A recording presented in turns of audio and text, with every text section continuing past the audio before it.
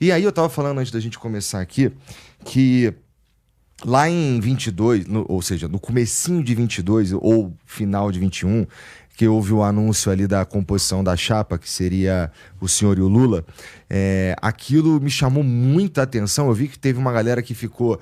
Claro, suponho que a ala mais ideológica do PT não gosta muito, suponho que uma galera lá do PSDB também olhou pro senhor e falou, pô, esse cara é um traidor, pode ser que sim, eu não duvido. Mas do ponto de vista do pragmatismo político, de fazer a coisa funcionar, e do ponto de vista do que tinha para ganhar, me pareceu um movimento muito inteligente, de verdade. E comunica um monte de coisa, né? Tanto para os bem-intencionados quanto para os mal-intencionados também. Mas o ponto aqui é o seguinte, cara, pro ano que vem... eu sei que você disse aí, não, pô, vocês são muito apressados e tudo mais. Mas eu li e existe talvez seja só rumor ou qualquer coisa assim, mas que haveria uma vontade de pensar num governo de Estado novamente. O que você tem a dizer sobre isso? Ô Igor, antes de aproveitar o nosso encontro aqui para colocar essa questão da aliança com o presidente Lula. Depois de ter quebrado o Brasil, Lula diz que quer voltar ao poder.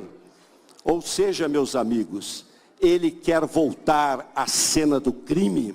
O maior líder popular deste país, Lula! Lula! Viva Lula! Viva os trabalhadores do Brasil!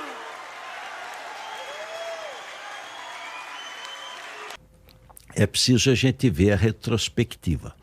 Lá atrás, no período militar, o Brasil tinha 2 partidos, só 2. O que apoiava o regime militar, Arena, e o que queria redemocratizar o país, o MDB, Movimento Democrático Brasileiro, só 2. Eu, estudante de medicina, líder estudantil, fui do diretório acadêmico da faculdade, me filiei no MDB, porque queria redemocratizar o Brasil. Só tinha 2, você estava num ou no outro. O Lula, os trabalhadores, estavam no MDB. Então nós estávamos juntos para redemocratizar o Brasil. Eu me lembro de uma eleição que tinha sublegenda. Então eu defendi naquela eleição, no MDB, o Franco Montoro, que foi quem ganhou a eleição para senador. E o Lula defendia o Fernando Henrique Cardoso, que perdeu a eleição para o Franco Montoro, mas virou suplente do Franco Montoro, porque quem tirava segundo lugar era suplente do primeiro. Então o Fernando Henrique virou suplente do Montoro. Quando o Montoro virou governador de São Paulo, foi eleito, primeira vez eleito governador, o Fernando Henrique virou senador. Então nós estávamos juntos, todos nós, no MDB, para redemocratizar o Brasil. Depois que redemocratizou, falou, olha, agora acabou o bipartidarismo. Aí o PT, o Lula, foi criar, com um grupo grande, um partido para os trabalhadores, que é o PT. E nós continuamos no MDB, doutor Ulisses dizia, não vamos nos dispersar até que o país realmente se redemocratize. E aí foi a eleição do Tancredo Neves, a eleição que o Tancredo ganhou do Paulo Maluf no colégio eleitoral. E aí veio a Constituinte, e aí eu fui um dos fundadores do PSDB. E acho que o PSDB fez a diferença no Brasil. Quem acabou com a inflação foi o governo Itamar com o ministro Fernando Henrique, ministro da Fazenda. Aquele trio de craques, Pércio Arida, Edmar Baixa, André Lara Rezende, fizeram aquela URV e acabou com a inflação. O que aconteceu... 1994, por aí, isso, né? 93, 94. E o que aconteceu? Eu tinha 9 anos, cara. Você já estava na era política. menor de idade. Você era menor de idade. Eu era uma criança, tinha 9 anos, que doideira. O que aconteceu? O PT e o PSDB, que estavam juntos no início para redemocratizar o Brasil, e apoiamos. O Covas, quando foi candidato a governador, no segundo turno, o PT nos apoiou. o Mário Covas, para governador de São Paulo. No segundo turno para prefeito de São Paulo, nós apoiamos a Marta Suplicy.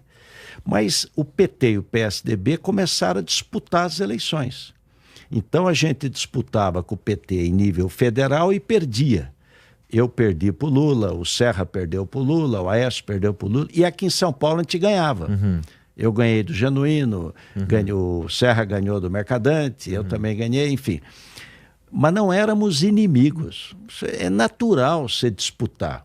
Quando você disputa, cada um defende a sua tese, não xingando a mãe do outro, nem querendo, quando perde a eleição, derrubar o governo. Como é que a gente chegou nesse ponto, então, presidente? Porque, veja, a gente tem, de novo, outra análise leiga, tá bom? Mas em 2018, boa parte do que elegeu o Bolsonaro, claro, assim, o Lula não estava na disputa, então isso enfraquecia o campo oposto, mas boa parte, inclusive, do que pôs o Bolsonaro como uma das possibilidades era um sentimento anti-establishment, né? E mais traduzido num sentimento anti-PT naquele momento ali. Só que isso foi uma construção. Isso é algo que vem há muito tempo. O brasileiro sempre fala, a gente sempre fala de corrupção, a gente sempre fala de escândalo, não sei o quê. E o Bolsonaro, de forma curiosa, ele incorporou ele era o avatar dessa revolta. Então foi uma eleição não por ideia, ou um projeto de país para valer, e sim mais por um sentimento de revolta. A galera tava de saco cheio. Como é que a gente chegou agora, em 2025, que a gente tá tão... Não que não existisse polarização, mas agora, o fato de eu estar conversando contigo aqui, vai ter gente falando, por esse argumento que eu tô falando aqui com você, eu já sou chamado de petista ou de bolsonarista, depende sei lá, do ponto de vista. E não a realidade ou a verdade importa um pouco menos hoje. Como é que a gente chegou... Assim, quais foram os erros políticos que vocês, com todo respeito, cometeram ao longo do tempo, pra gente se encontrar numa situação que tá difícil de conversar com quem discorda um pouquinho. Não é nem discordância gigantesca, não. É um pouquinho.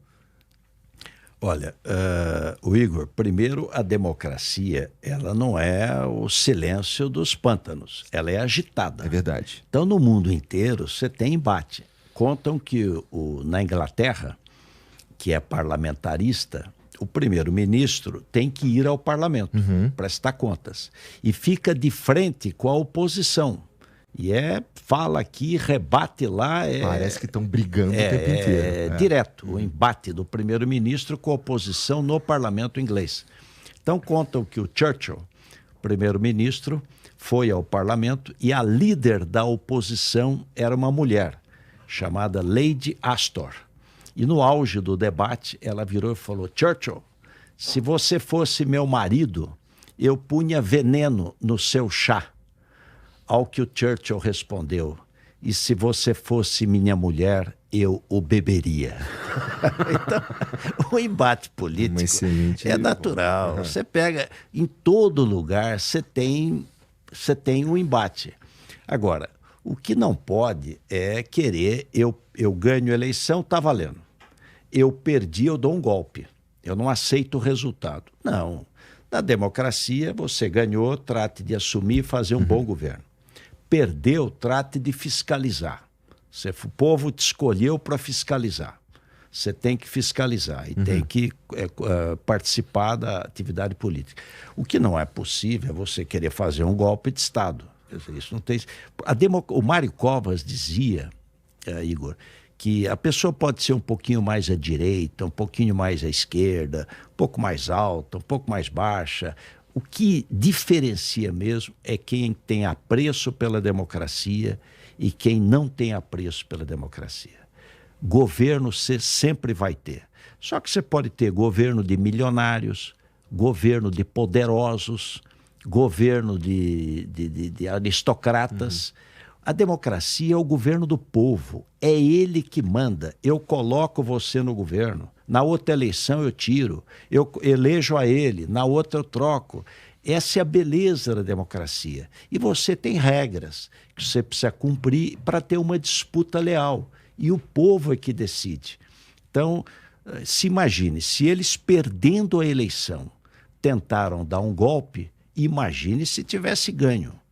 Então é evidente que por isso que nós nos unimos ao presidente Lula. Olha, os democratas, vamos nos juntar de novo para evitar do país dar uma volta para trás. O mundo inteiro que é desenvolvido é democrata, porque você tem segurança jurídica, você tem reformas, você avança a economia. O mundo mais próspero do mundo é todo democrata, praticamente. Então, essa foi a razão de estarmos juntos para fortalecer a democracia.